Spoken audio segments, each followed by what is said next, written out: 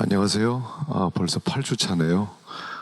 계속 이렇게 그 얼굴도 못 뵈고 못 보고 이렇게 서로 강의하게 되었습니다. 잘 따라오시는지 모르겠어요. 제가 좀 부족한 것도 많고 부실한 것도 많이 있는데 여러분 너그럽게 용서해 주시고 특별히 이번에는 저희 교회 이 방송 시스템으로 제가 계속 했는데 또 조금 문제가 생겨서 PPT가 못 나갈 것 같아요.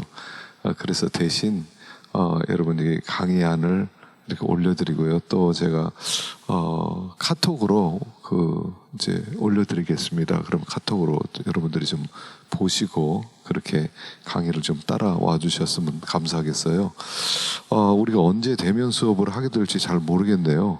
아마 곧 정상으로 되지 않을까 생각하는데 미리 그 과제를 처음에 첫 시간에 드린 것처럼 하나님을 향한 목마름 게리 토마스의 책을 그 다음에 이제 제가 이재철 목사님의 책을 또 드렸는데 한 권만 하십시다 이번에는. 그래서 하나님을 향한 목마름이라는 게리 토마스의 책을 여러분들이 서평 좀 읽고 또 도전 받으시고 또 은혜스러운 그런 구절이나 좀 기록을 해서 이거는 좀 이메일로 좀 보내주시면 좋겠다 싶습니다.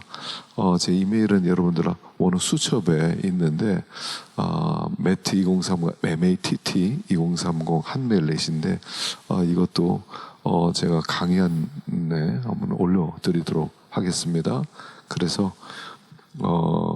할 수 있는 대로 그 기말까지 만약 중간에 우리 대면 수업을 하게 되면 여러분들 이제 책 읽은 걸 우리 1시간 정도를 함께 서로 나누는 시간을 갖고요. 그렇지 않으면 그냥 이메일로 보내주신 것으로 제가 성적을 그렇게 채점을 하도록 하겠습니다. 그래서 하나님을 향한 목마름 책 그 서평을 여러분들이 하셔서 제가 가능하면 숙제는 과제는 이렇게 시간마다 드렸기 때문에 따로 드리지 않고요. 이거 하나 정도면 족하지 않을까 하는 생각이 듭니다.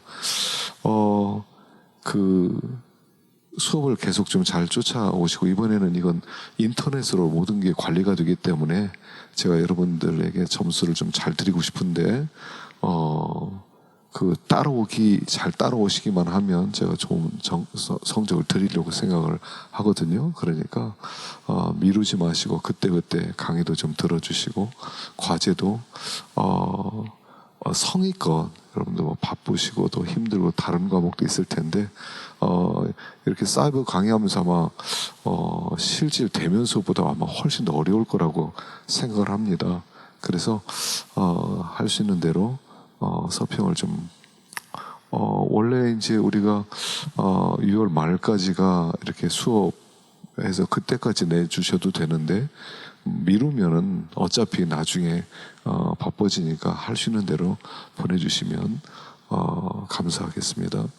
자, 오늘은 제가 지난 시간에 잠깐 말씀드린 것처럼 목표 리더십 한 2번째 시간 정도를 갖는 게 더 좋겠다 싶은 마음이 들어요.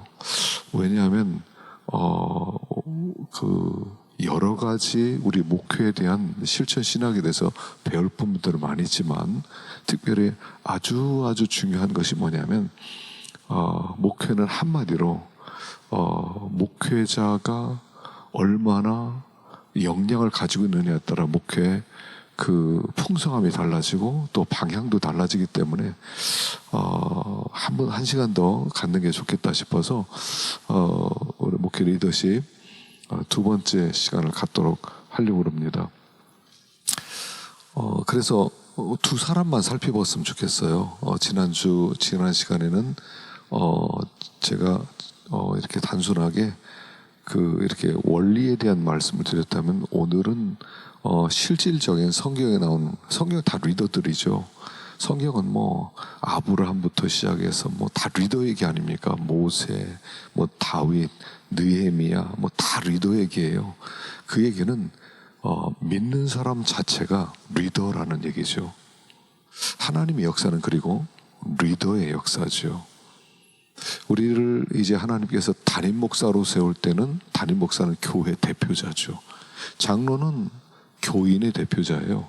그러니까 담임 목사의 역할은 뭐냐면 말씀을 전하는 거, 장로님의 역할은 담임 목사님이 전한 말씀대로 교인들이 잘 따라오고 있는지, 순종하고 있는지 감시하고 도와주고 담임 목사에게 보고하고, 그렇게 함으로 그 담임 목사님이 방향을 설정하고 가는데 장로님들이 돕는 역할이죠. 그렇게 해서 그 교회 질서가 세워지고 두렵고 떨림이 이렇게 있게 될 때 그 교회가 아름다운 교회로 서게 되는 것입니다. 그래서 이 교회는 리더인 담임 목사가 마치 배 선장과 같이 방향을 지시하는 아주 중요한 역할을 감당하는 거죠. 그래서 한 번 더 우리 이 리더십에 대해서 시간을 갖도록 그렇게 하겠습니다. 하나님은 항상 역사하실 때 리더를 붙들고 일하세요. 그 무슨 에베소 교회 사자에게 편지하기를, 서머나 교회 사자에게 편지, 대표자를 하나님이 대표자에게 말씀을 주시지요. 그리고 그 대표자를 통해서 하나님은 교회를 이끌어가는, 출애굽이라는 역사를 이루기 위해서는 모세를 세우시죠. 또 가나안 땅 정복 역사를 이룰 때는 여호수아를 준비해 놓죠. 이스라엘 왕국을 세울 때 다윗 왕을 준비시키죠. 하나님의 역사는 리더 중심이에요. 그리고 믿는 사람을 리더로 부르셨습니다. 그 위대한 리더 한 사람이 세워질 때 그 하나님의 놀라운 역사가 마음껏 성취되고, 리더가 하나님의 사람으로 잘 구비되어 있지 못할 때 그 시대가 그렇게 큰 복을 받지를 못해요. 그래서 리더가 축복입니다. 우리나라 정치를 보면 뭐 많은 분들이 그런 얘기하지만 리더가 없다는 거죠. 위대한 리더가 세워질 때 그 리더 때문에 그 사회가 풍성해지고 그 사회가 새로워지는데, 그 좋은 리더가 없다는 것이 우리 시대의 아픔이기도 하죠. 앞으로 또 더 좋은 리더들이 나올 것으로 생각합니다. 또 목회자로 준비되는 여러 전도사님들이 좋은 리더가 돼야 돼요. 그래서 그 어떤 그 하나님이 맡기신 이 유기체, 유기체이면서 동시에 조직체인 이 교회를 한 차원 더 끌어올리고, 또 이 시대 속에서 우뚝 서는 그런 하나님의 교회로 세우기 위해서는 이제 여러분들이 좋은 리더가 되어야 한다는 사실이죠. 물론 리더는 책을 본다고만 다 이루어지는 것은 아닙니다. 리더십에 대해서 여러분들이 관심도 많이 가지고 또 많은 훈련도 쌓고 그런 가운데 정말 좋은 리더가 될 수 있기를 바랍니다. 그래서 오늘 이 시간에는 여호수아 리더십과 바울의 리더십에 대해서 함께 생각을 해보려고 합니다. 다윗 리더십도 한번 생각해보고 싶은데 뭐 시간이 안 될 것 같고요. 성경은 굉장히 많습니다. 제가 지난 시간에 유다서에 대한 리더십 개발의 원리와 그 어떤 방법에 대해서 나왔다. 그런데 느헤미야서 같은 것도요, 아주 굉장히 퍼펙트한 완벽한 리더의 모습이 있죠. 느헤미야 같은 책도 여러분들 한번 다뤄보시면 좋고요. 성경 인물에 대한 것도 공부할 때 여러분 다윗의 리더십에 대해서 공부하는 것도 아마 굉장히 그 유익한 공부가 될 수 있을 거라고 생각합니다. 모세 리더십도요, 아주 굉장히 탁월한 리더였죠. 아마 다양한 그런 속성들을 우리가 배울 수 있을 텐데, 앞으로 여러분들이 좀 더 관심을 가지고 이 리더십에 대해서 좀 연구를 좀 했어요. 정말 좋은 리더가 나올 수 있으면 좋겠다 싶습니다. 그 리더는 위험합니다. 평범한 사람일 때는 겸손하지만 일단 세워지면 어떤 평상심을 지키기가 어렵죠. 그리고 리더는 언제나 사람들이 우러러보는 자리에 있기 때문에 시기 질투를 많이 받습니다. 특별히 우리나라가 좋은 리더들이 나오지 못하는 이유 중에 하나를 끌어내린다는 거죠. 끌어내리는 거죠. 외국의 많은 공항들은 이름이 지도자의 이름을 딴 공항들이 아주 많죠. 근데 우리나라는 이름을 따면 큰일 납니다. 이름을 따면 그 사람이 공격을 받아요. 완벽한 사람이 어디 있느냐, 그렇게 해서 욕을 먹기 때문에 우리나라는 사람 이름으로 무언가를 하지 못한다, 뭐 그런 것이 우리들의 아픔이기도 하지만 위험하다는 겁니다. 그만큼. 그래서 여러분들이 담임 목사가 되고 리더가 되면 공격을 엄청 받습니다. 교인이 10명일 때와 100명일 때와 1000명일 때 오는 공격은 기하급수적으로 굉장히 커지죠. 그래서 리더는 굉장히 공격을 많이 받는 자리에 있게 된다는 것입니다. 그래서 또 이 마귀는 리더를 집중해서 공격하죠. 리더가 무너지면 공동체가 무너지기 때문이죠. 그래서 마귀 역사 중에 하나가 뭐냐면 담임 목사를 흔드는 거예요. 물론 우리 담임 목사님들이 잘해야 돼요. 담임 목사님들이 정말 기도도 많이 하고 헌신도 하고 이렇게 교인도 사랑하고 이게 갖춰져야 되는데 부족할 때가 많이 있지 않습니까? 그러다 보니까 리더를 항상 공격해요. 근데 어쨌든 간에 부족하면 공격도 받을 수 있죠. 그런데 그 리더를 잘, 그럼에도 그 기쁨으로, 그래서 리더가, 목사가 기쁨으로 그 일을 감당하도록 도와줘라, 이런 말씀도 있는 것처럼 여러분, 리더가 흔들면 하나님 나라가 흔들리는 거죠. 그래서 하나님이 기뻐하는 일은 아니에요. 물론 목사가 잘못했는데 잘못된 거 잘못했다고 그러는데 뭘 잘못, 뭐 그 문제냐 그러는데 그 조직체 때문에 그런 거죠. 그 공동체가 무너지니까. 그래서 여러분들이 부사역자로서 여러분 담임 목사 절대로 흔들지 마세요. 왜냐하면 담임 목사 자리에 앉아보지 않으면 담임 목사는 이해 못합니다. 그리고 여러분들이 담임 목사 자리에 있어 보셔야 돼요. 얼마나 갈등이 많은 자리고 얼마나 결정해야 될 것들이 많고 얼마나 힘든 일들이 많은지. 그래서 여러분들 부사역자로서 우리 담임 목사가 왜 저 모양이냐 그렇게 생각될 때, 그럴 때는 내 기도가 더 필요하다, 이런 마음을 좀 가져주시고 기도해 주세요. 담임 목사가 뭐 완벽한 하나님입니까?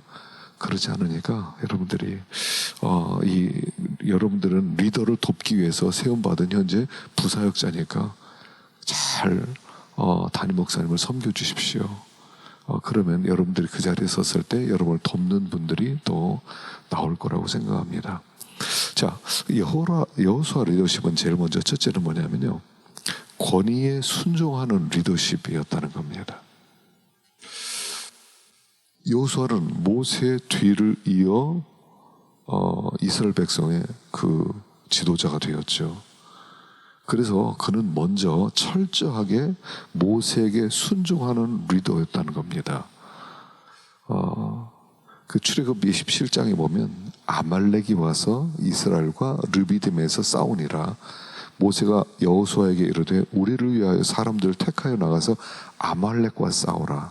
내가 내일 하나님의 지팡이를 손에 잡고 산 꼭대기에 서리라. 여호수아가 모세 말대로 행하여 아말렉과 싸우고 모세와 아론과 훌은 산 꼭대기에 올라가서 모세가 손을 들면 이스라엘이 이기고 손을 내리면 아말렉이 이기더니 여호수아가 칼날로 아말렉과 그 백성을 쳐서 무찌르니라. 여호수아는요 철저하게 모세에게 순종합니다. 철저하게. 유다서에서는 1장 6절에 또 자기 지위를 지키지 아니하고 자기 처소를 떠난 천사들을 큰 날의 심판까지 영원한 결박으로 흑암에 가두셨으며, 사탄은 자기 지위를 지키지 않는 존재였죠. 그 순종해서 떠나게 될 때, 자기가 리더가 될 때, 마땅히 있어야 될 위치와 자리를 떠나게 될 때 우리는 사탄적 존재가 될 수 있다는 것입니다. 출애굽기 33장에서는 사람이 자기 친구와 이야기함과 같이 여호와께서는 모세와 대면에 말씀하시며 모세는 진으로 돌아오나 눈의 아들 젊은 수종자 여호수아는 회막을 떠나지 아니하니라. 모세는 그 여호수아를 몸종으로 데리고 다니죠. 시종. 그리고 여호수아는 곁에서 모세를 그대로 흉내내기 시작합니다. 처음에 그대로 흉내내죠. 따라가기 시작합니다. 철저하게 순종합니다. 그랬을 때 그가 모세의 죄를 이은 좋은 리더가 될 수 있었다 하는 것입니다. 누가 얘기했는지 제가 모르겠어요. 겸손히 순종하는 자에게는 언젠가 지휘권이 주어질 가치가 있다 그랬습니다. 지휘권이 주어지기 전에 먼저 리더를 따라가는 순종하는 사람이어야 돼요. 그럼 예수님도 그렇지 않아요? 예수님이 이 땅에 오셔서 철저하게 하나님에게 순종합니다. 철저하게. 자기의 뜻대로 한 것이 없고요. 자기의 권리를 주장한 것 정도 한 번도 없어요. 죽기까지 복종하시죠. 그래서 후에 하나님이 그를 지극히 높여, 하나님께 순종했더니 하나님이 그를 지극히 높여라고 하셨다는 겁니다. 순종하는 사람이 좋은 리더가 될 수 있다 하는 것이죠. 그래서 권위에 순종하는 리더십이었다는 겁니다. 그래서 이제 이스라엘 백성들이 이제 또 그 여호수아에게 잘 복종하게 되지요. 두 번째는 아무래도 여호수아 그러면 그런 비전을 주는 리더십이었죠. 여호수아 1장 11절에 진중에 두루 다니며 그 백성에게 명령하여 이르기를 양식을 준비해라. 사흘 안에 너희가 이 요단을 건너 너희 하나님 여호와께서 너에게 주사 차지하게 하시는 땅을 차지하기 위하여 들어갈 것임이니라. 하나님은 여호수아를 부른 이유가 하나죠. 가나안 땅에 들어가는 거예요. 그래서 그 여호수아는 하나의 목표를 가지고 살아갑니다. 가나안 땅 정복. 가나안 땅 정복이라는 이 목표 하나를 가지고 그리고 이스라엘 백성을 이끌어갔다는 거죠. 그러니까 철저한 그런 비전 지향적인 지도자였다는 겁니다. 모세가 죽은 다음에 얼마나 이스라엘 백성들이 두려워했겠습니까? 불안했겠습니까? 그 위대한 모세가 죽었어요. 하나님과 대면하여 이야기했던 그 홍해를 건너게 했던 위대한 지도자 모세가 죽었어요. 엄청 불안했을 겁니다. 저 가나안 땅 어떻게 들어가지? 그랬을 때 이 여호수아는 비전을 분명하게 제시합니다. 우리가 갈 길은 하나다. 가나안 땅 정복이다. 그는 한 가지 비전을 제시했다는 겁니다. 리더는 비전을 제시할 줄 알아야 돼요.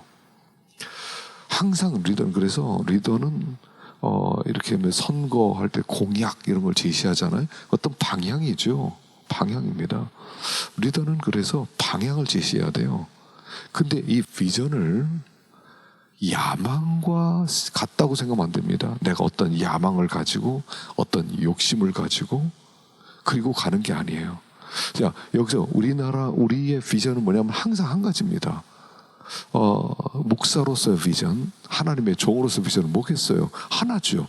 하나님 나라예요. 하나님의 백성들을 하나님 나라로 이끄는 거죠. 큰 비전입니다.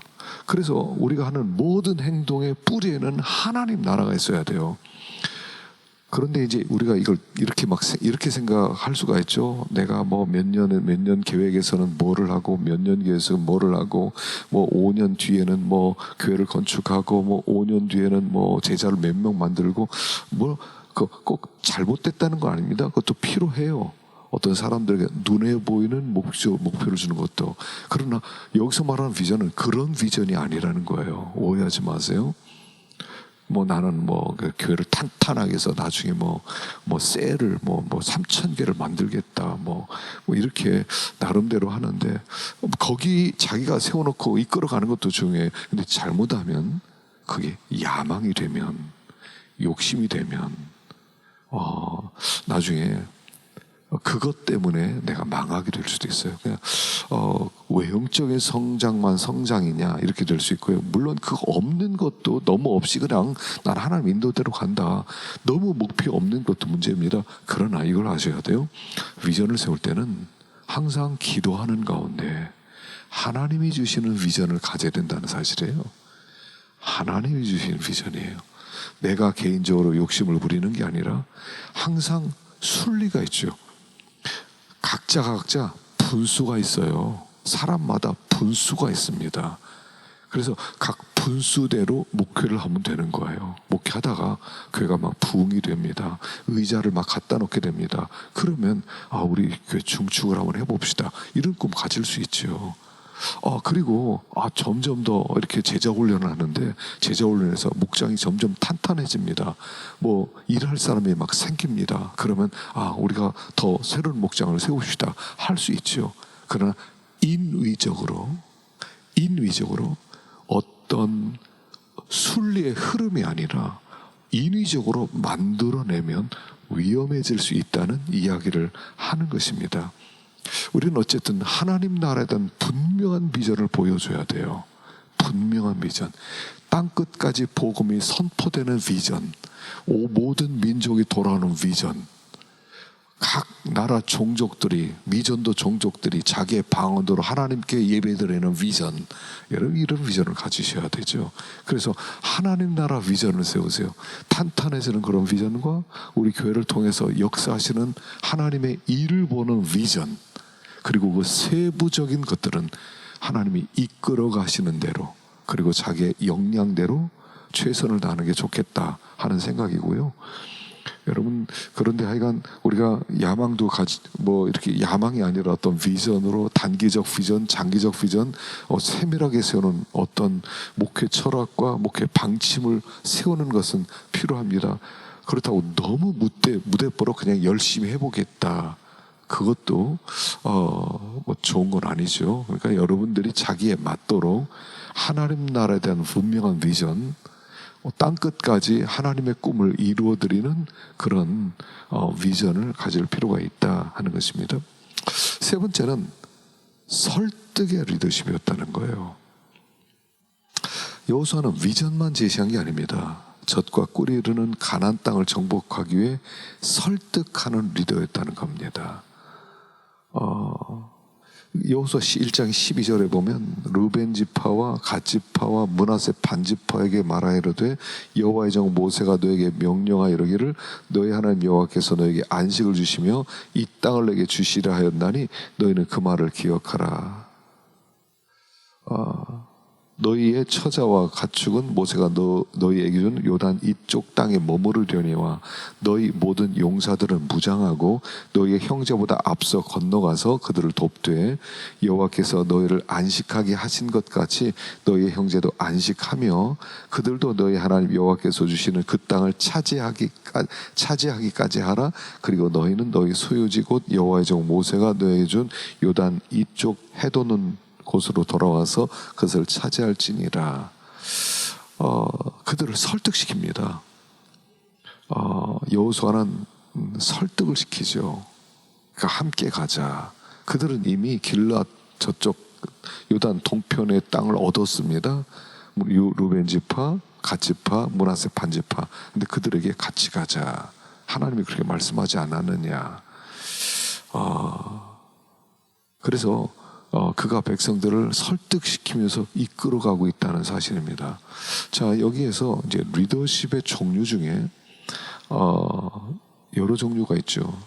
이건 이제 강압적 리더십, 카리스마가 있어야 된다. 카리스마 리더십 있죠.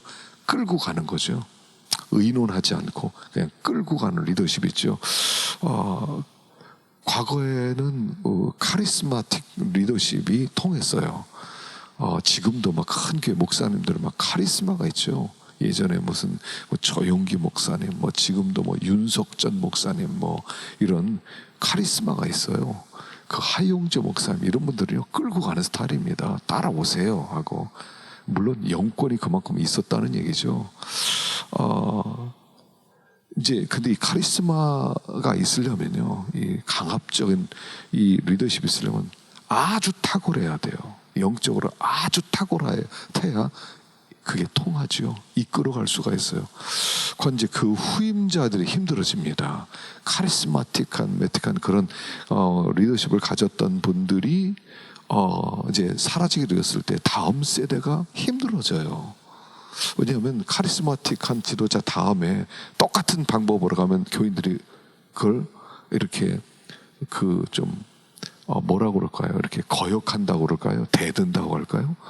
이렇게 될 가능성이 아주 높죠. 그러니까 1세대 목사님은 카리스마틱하면 2세대 목사님은 조금 설득적인 목회자가 좋죠. 그러니까 담임 목사, 원로 목사 흉내낸다. 그러면 굉장히 문제가 생길 수 있어요. 왜냐하면 카리스마틱한 목사님 밑에서 눌렸거든요. 어떤 면에서 교인들이 눌렸기 때문에. 그래서 막 두 번째는 좀 부드러운 그런 설득적인 그런 리더를 원하죠. 어떤 면에서 모세는 굉장히 카리스마틱한 목회자였죠. 그래서 그 다음에 여호수아는 가나안 땅으로 들어갈 때 좀 부드럽게 그들을 이끌어가는 그런 리더십을 가졌다 하는 것을 볼 수가 있습니다. 그래서 참 이 설득적인 리더십을 가지면 참 답답해요. 따라오지도 않고, 그래서 어떤 때는 거역하고 그걸 기다려주고 설득시키고 이렇게 해야 되는데 그러나 이제 여호수아는 그렇다고 그래서 여호수아가 그냥 설득만 시켰냐? 그건 아니었죠. 여호수아도 아주 카리스마가 있는 목회자였지만 모세에 비해서는 좀 설득적이었다, 이렇게 보는 게 좋다는 것이죠. 그래서 그는 좀 설득적이면서 그들을 다 이끄는 그런 리더십이었다 하는 것을 우리가 생각할 수 있습니다. 자, 조금 쉬었다가 다음 시간 하도록 하십시다.